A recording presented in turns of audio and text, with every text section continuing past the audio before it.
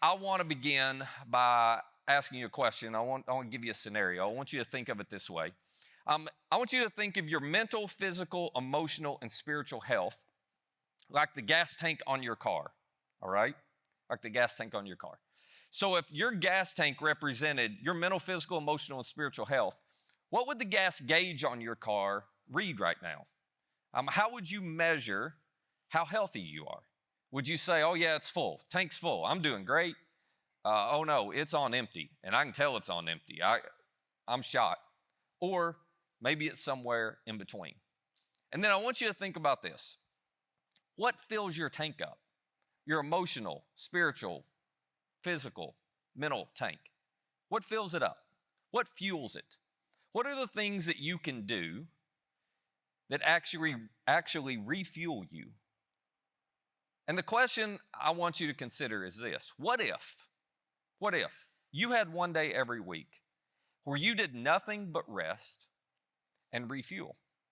What if you had one day every week that was devoted to you having unhurried time with God, with yourself, with friends who refuel you? Unhurried time doing those things is different for all of us, but doing those things that you know fill your tank up.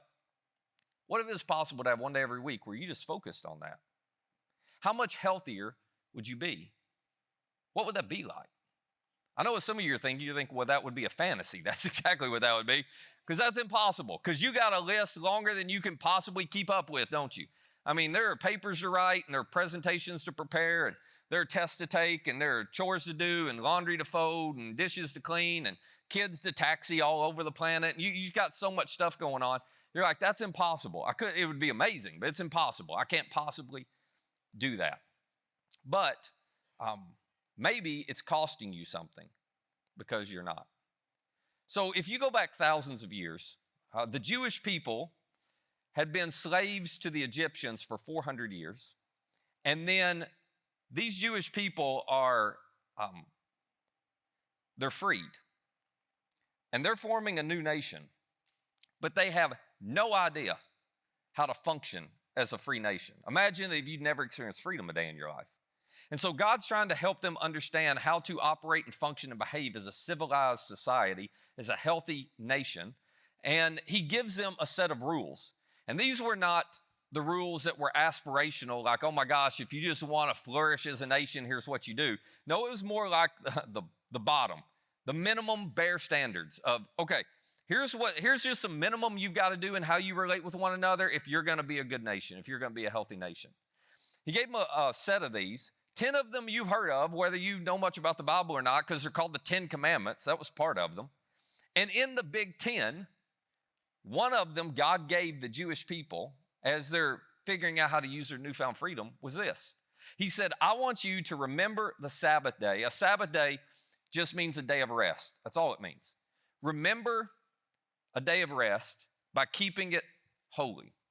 Now you hear holy and you think religious, and I get that, but don't think religious. Holy just means set apart or different. There's nothing religious about it. He's not saying I want you to have a really religious day once a week. He's saying, I want you to have one day a week that is different from all the other days. As a matter of fact, he goes on to tell them 6 days, you shall labor and do all your work. Don't be lazy. You should be working really hard. But the seventh day is the day of rest to the Lord your God. What in the world does that mean? We'll come back to that at the end today. And then he said this to them. For in 6 days the Lord made the heavens and the earth, the sea and all that's in them. But he rested on the seventh day. Therefore, the Lord blessed this day of rest. And he made it different. He made it set apart. He made it holy. Maybe God knew something that a lot of us need to know. Maybe he was on to something that a lot of us have forgotten. So if you're just joining us, we are in week 4 of a series called How Are You Doing Really? And the tagline is important, Finding Hope for Mental Health. And what we're trying to do real simply is normalize this conversation, at least in the church, to normalize the conversation around mental health challenges that all of us face at different times in our lives. And we want you to walk out of here with hope, and we want you to walk out of here with something helpful. And if you haven't checked it out yet, we actually created an entire website where you've got a ton of helpful resources at the tip of your finger, and you can go to our app or you can go to journeycallaway.com/resources, and you can find Bible reading plans based on whatever mental health challenge you're facing. You can find book recommendations. You can find a lot of counselors and their contact info who are listed if you need a counselor. There's a lot of stuff there, videos. There's a whole lot of stuff there for you to share with a friend or for you to use for yourself. Because again, the goal is to be helpful, but I can't tell you everything you need to know when it comes to your mental health challenge. There's a spiritual component to it, and that's what we're addressing in this series. But there's also often a biological component to it, a mental component to it, intellectual component. So there's a lot to this. It's a multifaceted problem, which is why I've said throughout the series, and I want to reiterate again today, if you need to go see a doctor, go see a doctor. It's not enough just to listen to me. For most of you, you may need to go see a doctor. That's fine. God gave us doctors. That's great. Go see one. If they find you some medicine that helps, take the medicine. God gave us medicine. That's a good thing. Go see a counselor. It's so helpful to go process this with somebody who's a professional and can help walk you through this. You ought to go see a counselor. You need to choose community. You need to have a few trusted people in your life that you're willing to look at and say, hey, my tank's on empty, or my tank's getting close to empty. There's just a quarter of a tank left. You need a few people, and you're not going to tell everybody that, but you need a few people that you can open up and say, I think I need some help. I think I could use some encouragement. And by all means, as we've talked about through this series, talk to God about it. Open up to Him. He is not offended by that. He loves it when you open up and talk to Him. But the point I want to remind you of is we're not trying to over-spiritualize things in this series. I am not saying, oh, you can pray your anxiety away or you can pray your depression away. We talked about those two the last couple of weeks, but prayer is a piece of it, but it takes more than that. And so you need to take whatever steps you need to take to be able to navigate through this and get in a healthy place. You can't just pray it away. It's going to be prayer and. It's going to be God and. He's given you a lot of tools and you need to use all the tools. That's true for what we've talked about so far. It's true for what we're going to talk about today. And it's true for what's coming up next week. I've been mentioning this every week because I don't want anybody to be surprised. Next Sunday's a really sensitive topic. We're going to be talking about suicide. Specifically, we're going to talk about what God has to say about suicide. I'm going to answer the two questions I get asked most often about this topic. And we're going to talk about if you have a family member or friend who's struggling with suicidal thoughts, how you can best help them. If you got a coworker, if you got somebody you know that you care about, what you can do.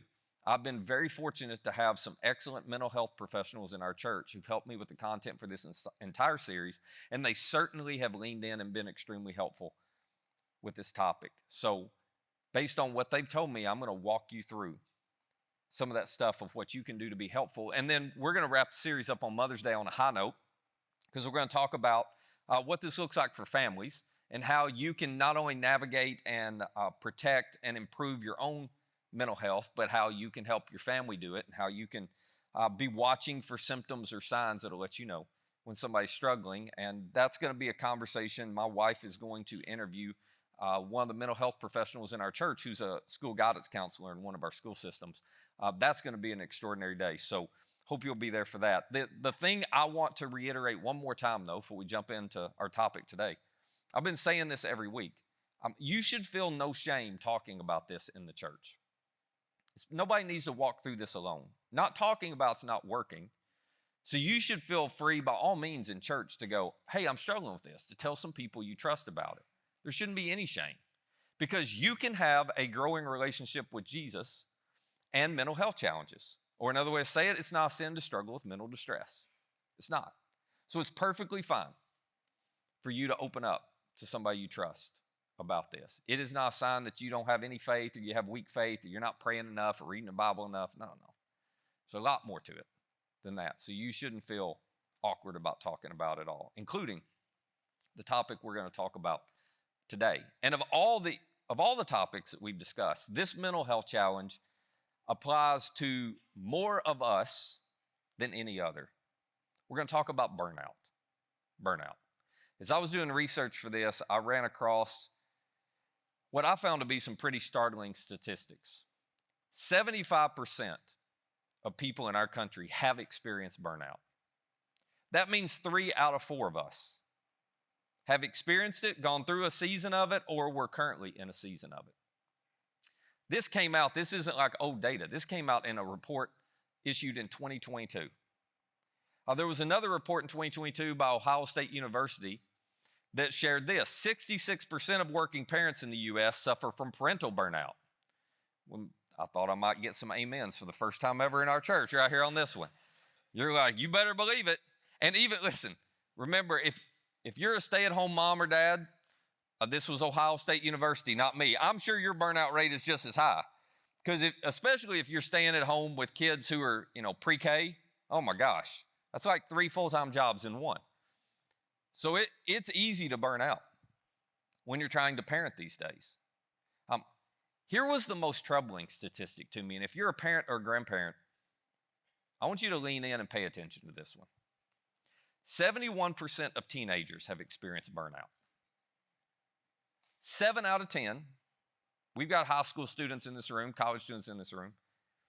7 out of 10 have already gone through a season of burnout. I do not have time to talk about this one specifically as much as I would want to. But if you're a parent or a grandparent, I want you to pay attention and start connecting some dots. And I'm not being critical at all, but I'm telling you, the things that we are doing for our students that we think are in their best interest are clearly not. They're actually having an adverse effect. That is unreal that 7 out of 10 teenagers are experiencing burnout. I can promise those of you over 30, ain't a one of you had burnout when you were a teenager. Y'all are just happy-go-lucky and free as could be. 9 out of 10 of you were. So the pace of life and the pressures that we are now putting on teenagers is leading to a really unhealthy place. And as many of you know, none of these mental health challenges are isolated. So you know what comes with burnout, don't you? Anxiety, in some cases depression. If you're a parent or a grandparent, you better figure this out. You better figure out what it needs to look like for your family to make sure that your student is healthy mentally. So let me give you a definition of burnout just to get us all on the same page. Here it is. Burnout is a state of emotional, mental, and often physical exhaustion brought on by prolonged or repeated stress.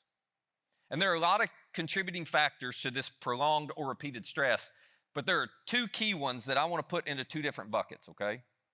Burnout is often caused by the pressures you're experiencing in life over an extended period of time. And burnout is often caused by the pace at which you are living your life for an extended period of time. The pressures of life and the pace of life, which often end up colliding together, are creating the burnout we're seeing. It's why 3 out of 4 of us are experiencing burnout. So how do you solve that? What do you do? Because the reality is most of us are living at an unsustainable pace. We are. Do any of you remember the year 2020? Oh, you do, huh? 1 or 2 interesting things happened that year. Listen, for all the negatives that we experienced with COVID, you know the one positive I heard over and over again from you? When everything was shut down and all of us had to slow down, you absolutely loved the slower pace. We all loved the time with family. We all loved being unhurried. And the thing I heard over and over again was, oh my gosh, I hope we learn from this and we're different when we come out of COVID. And then the world opened back up and we are different. We're actually worse post-COVID than we were pre-COVID when it comes to our pace of life. We have hurried up our pace and filled our schedules to the point that we are living at an unsustainable pace, even worse than 2019. We did not learn.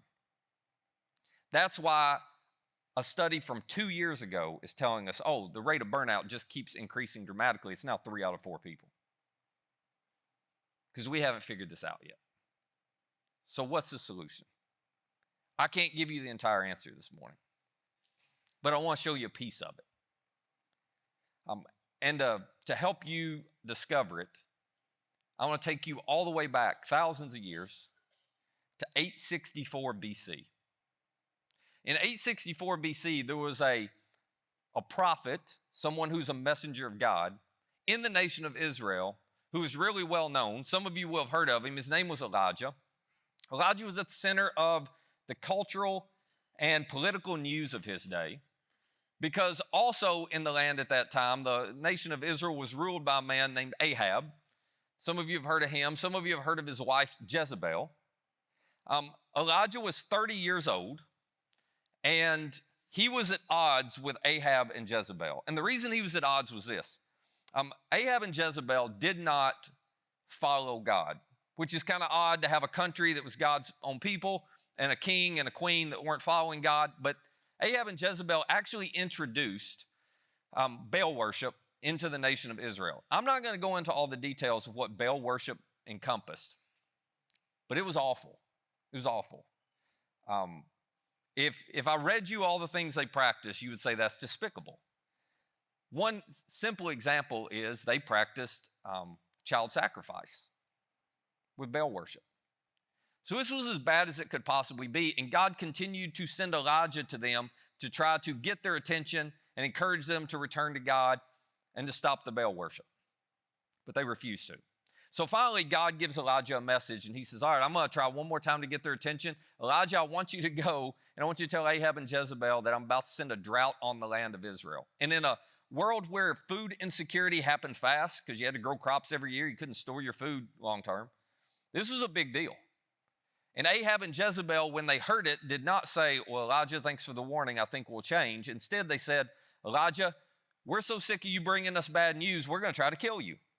And so Elijah left the nation of Israel, lived in a country next to Israel, and for 3 years, he's basically in isolation. 861 BC comes along, and God says, okay, I want you to go back, and I want you to confront Ahab and Jezebel again, and I want you to confront all the priests of Baal. There were 450 different priests of Baal that Ahab and Jezebel had brought into the nation of Israel. And so Elijah does, and God does, you can read the story for yourself, God does this miraculous thing to show all the people of Israel he really is the one true God, and he hasn't abandoned them, he's still there.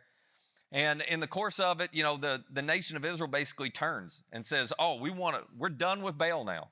We want to be back to worshiping God. And they execute all 450 of the prophets of Baal. If you're like, well, that sounds so unjust, you should read what all these guys were doing, and you might not quite feel so strongly about it. But word gets back to Ahab and Jezebel of what's happened. And Jezebel is so furious with Elijah because he stirred all this up again that she swears, whatever it takes, I'm going to kill that man. And Elijah hears, and you would think, after all the things God had done in this big miraculous moment, the nation of Israel turned back to God, you would think Elijah would be so emboldened, he'd be like, I'm not scared of you. But that wasn't true. And the reason that wasn't true is because in a 3-year period, if you read Elijah's story, he had experienced 7 different seasons of prolonged, repeated stress. 7 different key stressful events. And his tank is on empty. And so instead, the writer of 1 Kings tells us that Elijah was afraid and he ran for his life. He was afraid and he ran for his life. Because fatigue makes cowards of us all, doesn't it? When you're exhausted, you can't make wise decisions as well. You don't have the courage that you would normally have. And so here's where he ran. The writer tells us when he came to Beersheba in Judah, he left his servant there while he himself went a day's journey into the wilderness. This was a mistake on his part. He decided to isolate himself. So if you picture this, he just leaves his servant there, person who's part of his team. He goes all by himself out into the middle of the wilderness. Listen, our natural inclination whenever we're overwhelmed or burned out is to isolate ourselves. It's one of the worst things you can do. I watch this happen all the time around here, and please hear me, this is not a criticism at all. But when people get overwhelmed with life, they often will reach out to us and be like, hey, I need to take a break from serving, or hey, I'm not going to be around for a little bit. And we totally understand that. We're not being judgmental or critical at all. But I also know it's the worst thing they can do, because you can Google this for yourself. But all the recent research shows that one of the best things you can do for your mental health is to be actively involved in a church. It doesn't even matter if you believe what the church believes, but to be actively involved in the church, to be serving and investing your life into helping somebody else, because that is the stuff that fills your tank up. You don't need to be isolated. You don't need to walk through it alone. But it's natural for us to isolate ourselves, and that's what Elijah does. The writer tells us that he came to a broom bush. He sat down under it, and he prayed that he might die. Now, let me read you his prayer. I'm so glad they recorded this. Here it was. I've had enough, Lord. Take my life. I'm no better than my ancestors. You should take two things away from this prayer. One, you haven't prayed a prayer that honest yet, so you got some room to go, okay? And number two, aren't you glad that God knows which prayers of ours not to answer? But this is how frustrated Elijah is. I've had enough. God, I'm so tired. I'm so tired. Don't give me another assignment. Don't ask me to deliver another message. God, I'm so tired. I don't want to deal with any of this anymore. I just wish you would take my life and put an end to me. This is where he was. And then the writer tells us after that Elijah lay down under the bush and he fell asleep, which is the first smart move he had made. He just took a nap. I think he took a nap hoping he was never going to wake up. God, please answer my prayer. I'm going to sleep. But he slept. We don't know how long, but you can assume he slept for quite a while. And then something unique happened.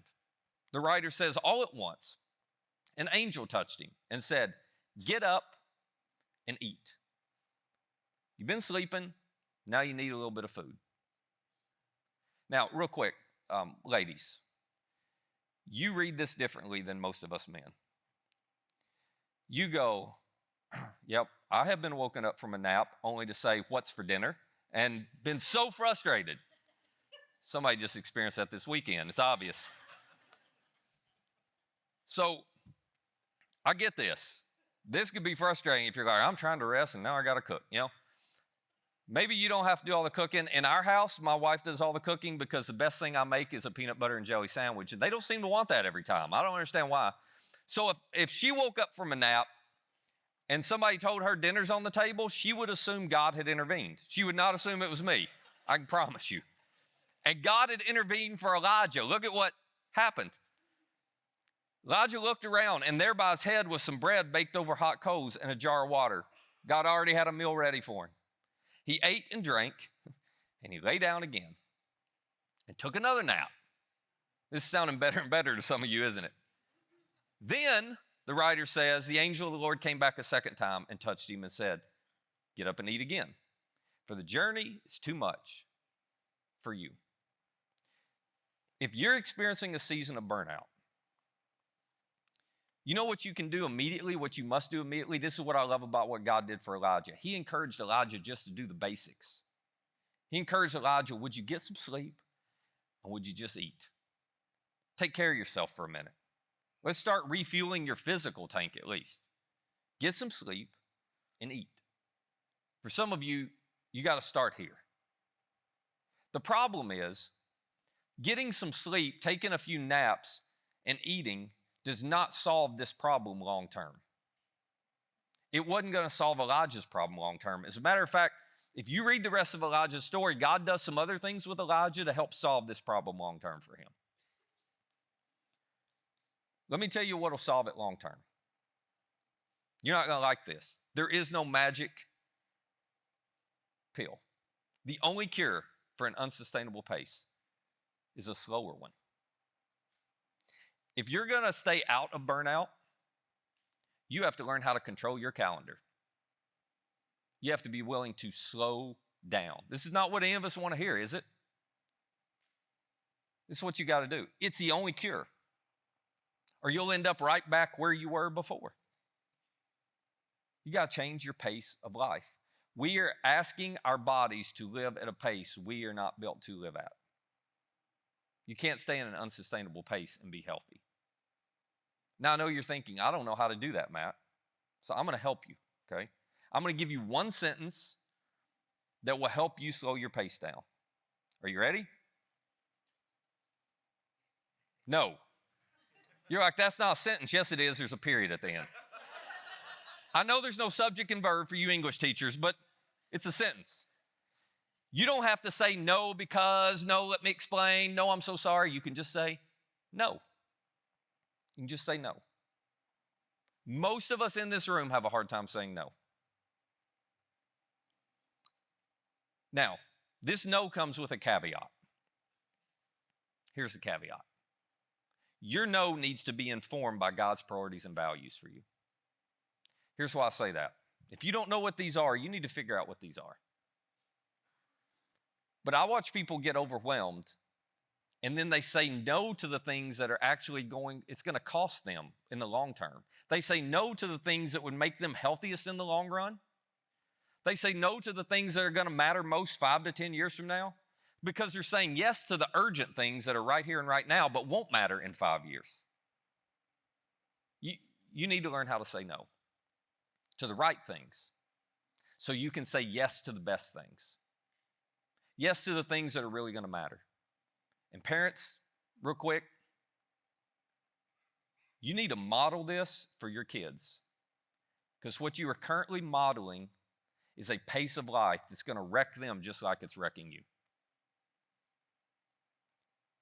You don't need to give control of your calendar to anybody else because nobody else has your family's best interest at heart.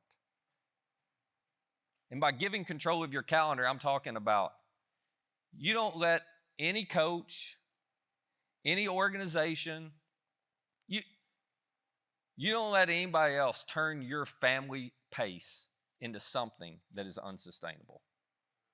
You say no. Because you're playing the long game. Not, oh my gosh, my kid's on a T-ball traveling team at 5 years old. If you're in that, I wasn't being critical. Go ahead. But you get the point. You got to think long term. Not what's right now. You got to model this. So here's what I want to challenge you to do. I want to challenge you just for 4 weeks. I don't even know if I can get you to do it for 4, but I'm going to try. I want to challenge you for 4 weeks to pick one day a week where you say no to everything except rest and what refuels your tank. In other words, practice, just try a day of rest once a week where you have unhurried time with God, unhurried time with yourself, unhurried time with the people you love and care about that refuel you. Once a week for 4 weeks, give it a shot. Now, that request alone is creating immense anxiety in some of you. Because you're like, you don't know what else is going on. I can't possibly. Okay, last thing we'll close. We're getting ready to end with a song.